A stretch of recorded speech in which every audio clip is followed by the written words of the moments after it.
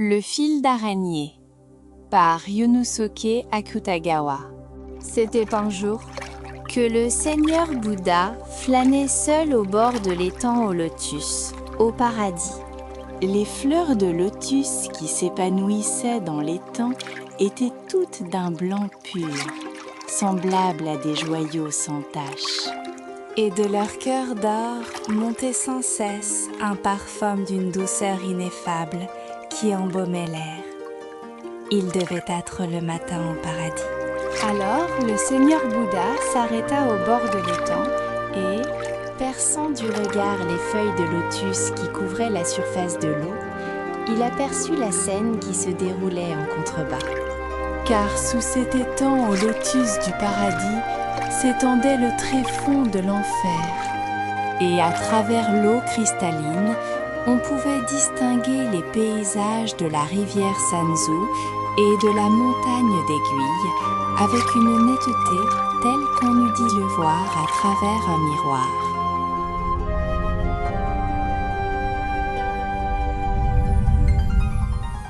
Là, au fond de l'enfer, son regard se posa sur la silhouette d'un homme nommé Kandata, qui se débattait avec les autres pêcheurs.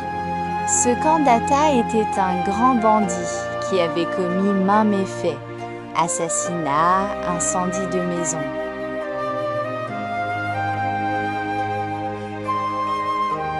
Pourtant, durant sa vie, il n'avait accompli qu'une seule bonne action. C'était un jour où, traversant une forêt profonde,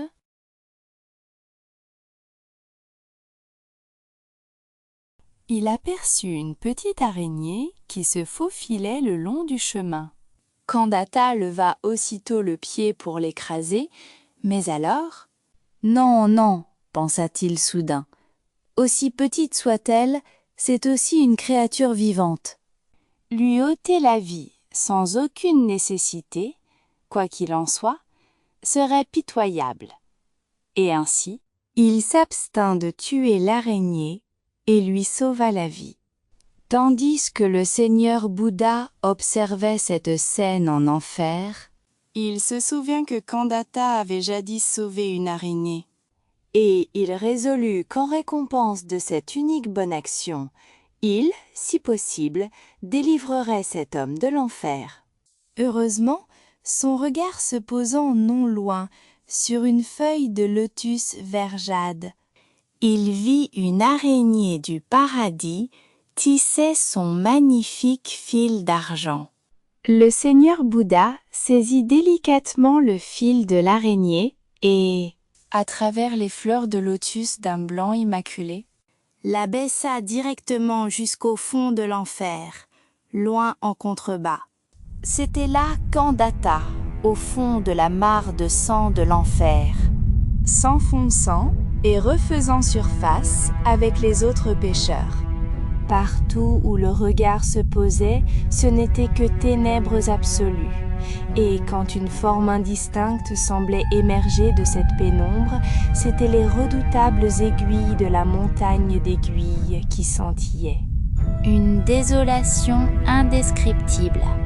De plus, les environs étaient muets comme une tombe, et le seul son qu'on put entendre était le faible soupir des pêcheurs. C'est que ceux qui étaient tombés ici étaient sans aucun doute complètement exténués par les divers tourments de l'enfer, leur force même de pousser le moindre cri les ayant abandonnés.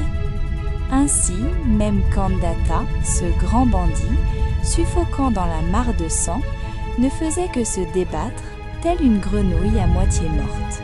Mais alors, à un certain moment, Kandata leva machinalement la tête, et son regard se posa sur le ciel, au-dessus de la mare de sang. Et voici qu'à travers ces ténèbres muettes, des cieux lointains, très lointains, un unique et mince fil d'araignée argenté, comme s'il craignait d'être vu, descendait en scintillant, doucement, juste au-dessus de lui. À cette vue, Kandata frappa instinctivement des mains de joie. S'il s'accrochait à ce fil et montait aussi haut qu'il le pourrait, il échapperait à coup sûr à l'enfer. Mieux encore, si la chance lui souriait, il pourrait même atteindre le paradis. Alors, il ne serait plus poussé vers la montagne d'aiguilles, ni plongé dans la mare de sang. Pensant ainsi, Kandata saisit immédiatement le fil de l'araignée à pleine main et commença à grimper de toutes ses forces. Étant que grand bandit, il était depuis toujours rompu à ce genre d'effort. Cependant, la distance entre l'enfer et le paradis se mesurait en dizaines de milliers de lieues, et aussi ardemment grimpa-t-il, il ne pouvait aisément atteindre le sommet. Après avoir grimpé un moment, Kandata finit par s'épuiser et ne put plus se hisser d'un seul pouce. N'ayant pas d'autre choix, il décida donc de se reposer un instant et, suspendu à mi-chemin du fil, il regarda loin en contrebas. Et voilà que son ascension laborieuse n'avait pas été vaine. La mare de sang où il se trouvait quelques instants auparavant était maintenant à son insu, dissimulée dans les profondeurs obscures. Et la redoutable montagne d'aiguilles, faiblement luisante, se trouvait également sous ses pieds. S'il continuait à grimper à ce rythme, s'échapper de l'enfer pourrait s'avérer d'une facilité inattendue. Kandata, les mains enlacées autour du fil de l'araignée, éclata de rire. « J'y suis, j'y suis !» d'une voix qu'il m'avait pas fait entendre depuis des années qu'il était arrivé en ces lieux. Mais soudain, il remarqua que loin sous lui, sur le fil de l'araignée, d'innombrables pêcheurs le suivaient à la queue leu-leu, s'acharnant à monter, telle une interminable procession de fourmis. Kandata, à cette vue, fut saisi à la fois d'étonnement et de terreur, et un instant, il resta figé, la bouche ouverte, tel un benet, seuls ses yeux bougeant.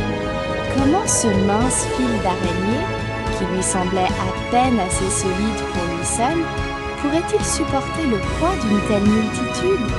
Si par malheur il venait à se rompre à mi-chemin, alors lui, l'unique, qui était monté si loin, devrait retomber la tête la première dans l'enfer où il venait. Une telle chose serait épouvantable. Pourtant, tandis qu'il pensait ainsi, des centaines et des milliers de pêcheurs s'extirpaient du fond de la sombre mare de sang, fourmillaient et grimpaient avec application le fil d'araignée finement étincelant, à la file indienne. S'il n'agissait pas tout de suite, le fil se romprait à coup sûr en son milieu et ils tomberaient tous. Alors Kandata s'écria d'une voix forte. « Hé, vous les pêcheurs! Ce fil d'araignée est à moi! De quel droit montez-vous? Redescendez! Redescendez !» À cet instant même, le fil d'araignée, qui avait été jusqu'alors parfaitement intact, se rompit soudain avec un claquement sec, à l'endroit précis où Kandata était suspendu. Kandata, dès lors, n'eut aucun recours.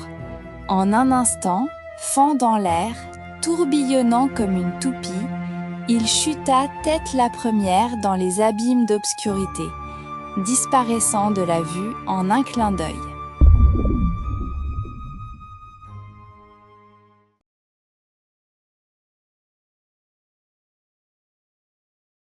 Il ne restait que le fil d'araignée du paradis, brillant d'une faible lueur, pendu court dans le vide d'un ciel sans lune ni étoile. Le Seigneur Bouddha se tenait au bord de l'étang au lotus, au paradis, contemplant sereinement toute cette séquence d'événements.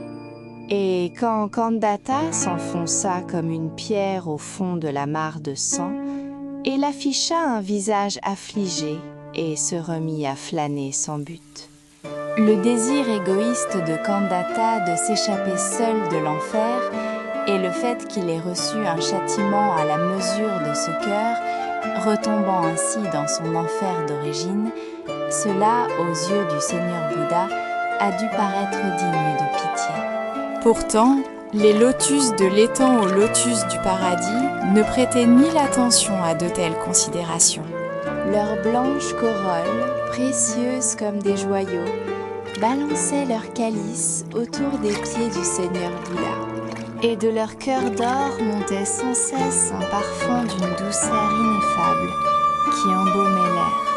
Ils devaient être près de midi au Paragi. Chez Ashujo Spins Another Age, nous vous proposons chaque semaine des chefs-d'œuvre littéraires japonais en 25 langues. Abonnez-vous et aimez pour nous soutenir.